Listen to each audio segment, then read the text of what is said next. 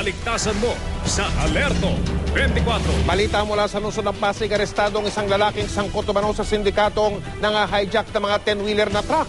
Ang suspect ay todo tanggi naman sa paratang, si John Consulta. Naka-Alerto 24. Eksklusibo! Pasado launa ng madaling araw nang tumulak ang mga operatiba ng National Bureau of Investigation patungong Pasig City. Bit-bit ang arrest warrant na pinalabas ni Pasig RTC Judge Antonio Reyes. Nang marating, maingat na sinerveillance ang lugar na kinaroroonan ng kanilang pakay.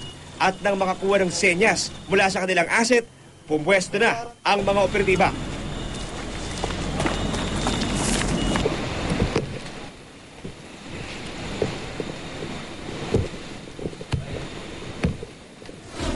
Ilang saglit pa, pinasok na ang loob ng compound at mabilis sa sinunggaban ang suspect bago pa siya makapanlaban o makatakas.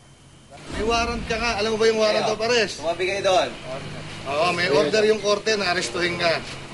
Dahil may kaso kang karnaping at saka theft. Wala po ano doon. Okay, sa korte na natin pag-usapan ngayon. Kinilala ang suspect si Manuel Diaz Santa, naharap sa kasong carnapping at theft dahil sa umano'y pagkakadawit sa operasyon ng isang notorious na sindikato na nanghahijack ng mga 10-wheeler.